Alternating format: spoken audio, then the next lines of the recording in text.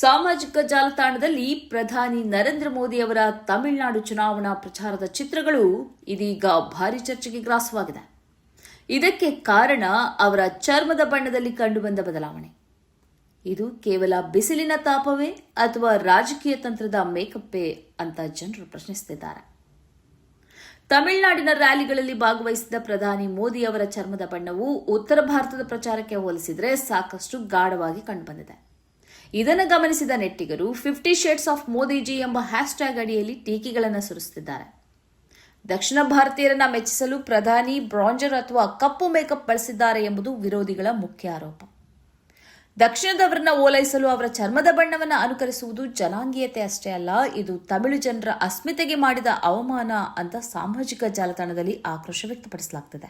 ಚುನಾವಣೆ ಎನ್ನುವುದು ಜನರ ಕೆಲಸ ಮಾಡುವ ವೇದಿಕೆಯಾಗಬೇಕೇ ಹೊರತು ಇದೊಂದು ಸ್ಕ್ರಿಪ್ಟ್ ಇಲ್ಲದ ಮೆಥಡ್ ಆಕ್ಟಿಂಗ್ ಅಥವಾ ಸಿನಿಮಾ ಆಡಿಷನ್ ಆಗಬಾರದು ಎಂದು ಹಲವರು ಎಕ್ಸ್ನಲ್ಲಿ ಅಸಮಾಧಾನ ವ್ಯಕ್ತಪಡಿಸಿದ್ದಾರೆ.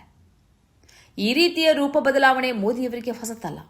ಈ ಹಿಂದೆ ಪಶ್ಚಿಮ ಬಂಗಾಳದ ಚುನಾವಣೆ ವೇಳೆ ರವೀಂದ್ರನಾಥ್ ಟ್ಯಾಗೋರ್ ಅವರಂತೆ ಕಾಣಲು ಗಡ್ಡ ಬೆಳೆಸಿದ್ದರು ಎಂಬ ಟೀಕೆ ಬಂದಿತ್ತು. ಈಗ ತಮಿಳುನಾಡಿನಲ್ಲಿ ದ್ರಾವಿಡರಂತೆ ಕಾಣಲು ಈ ಕಪ್ಪು ಮೇಕಪ್ ಮೊರೆ ಹೋಗಿದ್ದಾರೆ ಎನ್ನಲಾಗ್ತಿದೆ. ಗೆಲುವಿಗಾಗಿ ಪ್ರಧಾನಿಯೊಬ್ಬರು ಇಷ್ಟು ಕೆಳಮಟ್ಟಕ್ಕೆ ಇಳಿಯಬೇಕೇ ಎಂಬ ಪ್ರಶ್ನೆಯೊಂದಿಗೆ ವಿರೋಧ ಪಕ್ಷ ಟ್ರೋಲ್ ಮಾಡ್ತಾ ಇದೆ. ಮತ್ತೊಂದೆಡೆ ತಮಿಳುನಾಡಿನ ತೀವ್ರವಾದ ಬಿಸಿಲಿನಿಂದಾಗಿ ಚರ್ಮದ ಬಣ್ಣ ಬದಲಾಗಿರಬಹುದು ಎಂಬ ಅಭಿಪ್ರಾಯವೂ ಇದೆ. ಕ್ಯಾಮರಾ, ಲೈಟಿಂಗ್ ಮತ್ತು ಎಡಿಟಿಂಗ್ ವ್ಯತ್ಯಾಸದಿಂದ ಹೀಗೆ ಕಾಣಿಸ್ತಿರಬಹುದು ಎಂದು ಬೆಂಬಲಿಗರು ವಾದಿಸುತ್ತಿದ್ದಾರೆ. ಒಟ್ಟಾರೆಯಾಗಿ ಚುನಾವಣಾ ಪ್ರಚಾರದ ವೇಳೆ ನಾಯಕರ ವೇಷಭೂಷಣ ಮತ್ತು ಬಾಹ್ಯ ರೂಪವು ಈಗ ರಾಜಕೀಯ ಚರ್ಚೆಯ ಪ್ರಮುಖ ವಸ್ತುವಾಗಿದೆ. ಗೆಲುವಿಗಾಗಿ ಇಂತಹ ರಾಜಕೀಯ ಮೇಕಪ್ಗಳು ಅಗತ್ಯವೇ ಅಥವಾ ಇದು ಕೇವಲ ವಿರೋಧ ಪಕ್ಷಗಳ ಅತಿರೇಕದ ಆರೋಪವೇ?